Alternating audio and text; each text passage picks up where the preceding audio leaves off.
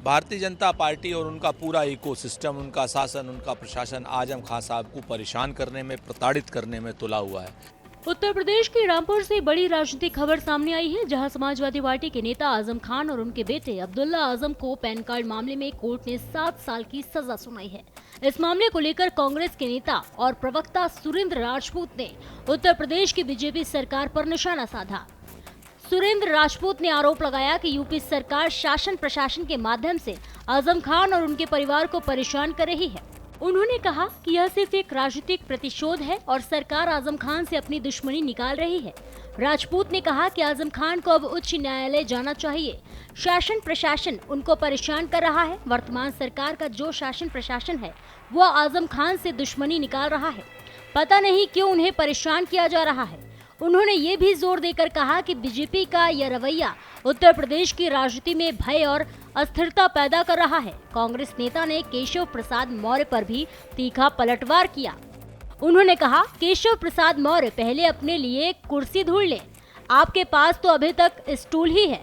भाजपा के जंगल राज से उत्तर प्रदेश को मुक्ति दिलाएंगे, जहां दलितों के साथ अमानवीय व्यवहार किया जाता है। राजपूत ने इस मौके पर बिहार में हुए विधानसभा चुनाव पर भी अपनी राय रखी। उन्होंने कहा कि बिहार में महागठबंधन की हार का मतलब ये नहीं है कि जनता ने उन्हें पूरी तरह से नकार दिया। उन्होंने कहा कि भारतवासी भोले और सादे होते हैं और वह तमाम जुमलेबाजी पर विश्वास कर लेते हैं। उनका मानना है कि बिहार का जो चुनाव परिणाम आया है वह जनादेश नहीं बल्कि ज्ञानादेश है। सुरेंद्र राजपूत ने ये भी कहा कि अगर यह सही जनादेश होता तो आज तेजस्वी यादव सिर्फ विपक्ष में नेता नहीं बल्कि सत्ता पक्ष के मुख्यमंत्री होते। उन्होंने जोर देकर कहा कि चुनाव में वोटों की निष्पक्षता पर सवाल उठाना जरूरी है और इसके लिए पूरे देश में युवा और कांग्रेस संगठन मिलकर संघर्ष करेंगे। राजपूत ने राहुल गांधी के नेतृत्व में देश भर में युवाओं को इस आंदोलन में शामिल होने का आह्वान भी किया। उन्होंने आगे कहा कि आज का उत्तर प्रदेश और बिहार की राजनीति सिर्फ एक चुनाव या सजा का मामला नहीं है, बल्कि यह लोकतंत्र की मजबूती और जनता के अधिकार का सवाल है। भाजपा सरकार की कार्यशैली लगातार लोकतंत्र की बुनियाद को कमजोर कर रही है। भारतीय जनता पार्टी और उनका पूरा इकोसिस्टम, उनका शासन, उनका प्रशासन आजम खान साहब को परेशान करने में, प्रताड़ित करने में तुला हुआ है। लेकिन सत्य परेशान हो सकता है, पराजित नहीं। जिस तरीके से आजम खान साहब को के साथ दुश्मनी निकाली जा रही है, ये लोकतंत्र के लिए अशुभ है और हम सब भौचक हैं इस बात से। आजम खान साहब को न्याय तो मिलेगा ही, उच्च कोर्ट से न्याय मिलेगा, हमें पूर्ण विश्वास है। लेकिन जिस तरीके से भारतीय जनता पार्टी का पूरा इकोसिस्टम उनको परेशान करने में लगा हुआ है, ये लोकतंत्र के लिए बहुत शोचनीय विषय है। सभी लोगों को सोचना पड़ेगा, क्या हम लोकतंत्र में इस स्थिति में पहुंच गए हैं कि जहां पर हम शासन के जरिए, प्रशासन के जरिए अपनी व्यक्तिगत दुश्मनियां निकालेंगे? ये कतई अनुचित है।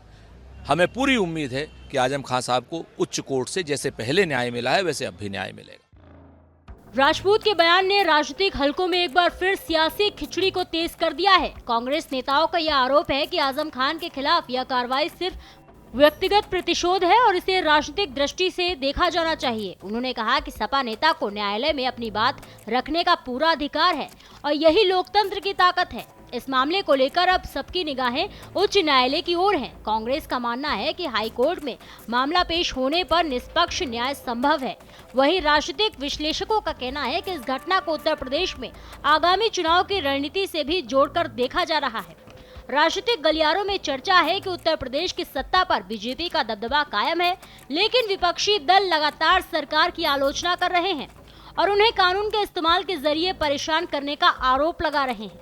सुरेंद्र राजपूत का यह बयान इसी प्रयास का हिस्सा माना जा रहा है, जिसमें कांग्रेस और सपा दोनों विपक्षी दलों के खिलाफ भाजपा की नीतियों पर सवाल उठा रहे हैं। इस घटनाक्रम ने उत्तर प्रदेश की राजनीति में नया मोड़ ला दिया है। अब ये देखने वाली बात होगी कि हाईकोर्ट में क्या फैसला आता है और कांग्रेस अपने आरोपों को कितना प्रभावशाली तरीके से जनता और मीडिया तक पहुंचा पाती है। फिलहाल के लिए इतना है। ऐसे ही और भी तमाम खबरों को देखने के लिए देखते रहिए भारत एक्सप्रेस यूपी।